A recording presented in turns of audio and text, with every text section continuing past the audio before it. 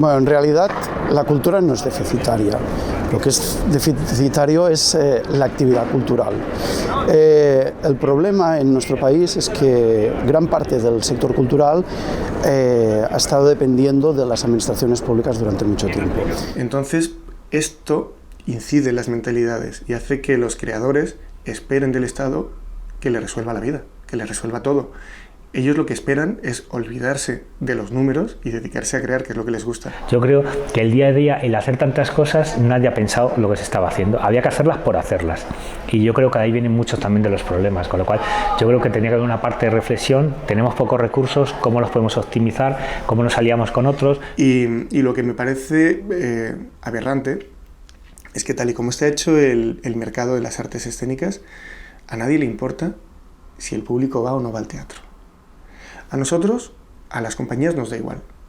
No nos da igual, nos interesa en nuestro ego, pero no nos interesa, nos da igual económicamente, no nos afecta al bolsillo.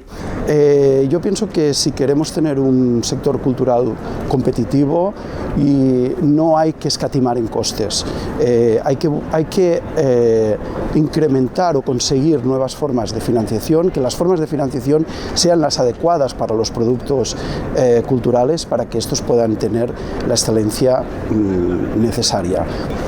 Creo que cualquier gestor cultural, cualquier empresario cultural, lo que tiene que pensar es el objetivo de su proyecto. Si su proyecto quiere dirigirlo al mercado, tiene que saber perfectament si en el mercado és competitiu o no. Algú està darrere d'aquests productes culturals, algú els fa possibles. A vegades són les administracions públiques, però a vegades també són empreses privades que dediquen una part dels seus recursos a fer inversió en cultura. I això ens és molt necessari. I per tant ens cal molt en el sistema cultural que els mitjans de comunicació entenguin que aquestes empreses privades que inverteixen en cultura a través de patrocini i mecenatge ho fan també, i és lògic i és comprensible, a canvi d'unes contrapartides de presència pública. Per tant, jo crec que hem de trencar la por que tenen els mitjans de comunicació de reconèixer aquest paper que fan les empreses privades i que si un festival té un nom en el qual una part del seu nom és una empresa privada, no tinguin por de dir-lo. Va a servir las autoproducciones, va a subir el trabajo común, todo eso. Y eso está funcionando en muchos sitios y está funcionando bien. Está funcionando bien. Hay experiencias de trabajo colaborativo que son muy interesantes, que no las conoce casi nadie. A ver, micromecenazgo existe desde siempre. Las catedrales góticas europeas se construyeron con micromecenazgo. ¿Qué ha pasado actualmente? Que las nuevas tecnologías, a través del crowdfunding, nos ha dado un impulso renovado a estos sistemas de aportación de pequeñas cantidades a cambio de un retorno simbólico más o menos importante. En ocasiones no es ni siquiera medible econòmicament. Si nosaltres creiem que si bé el crowdfunding o finançament col·lectiu és una cosa que parla de finançament, evidentment, no? I que una de les bases és aconseguir finançament, però creiem que el que és més important encara és que és una altra forma, per nosaltres és una altra forma de consumir cultura i de produir cultura, no?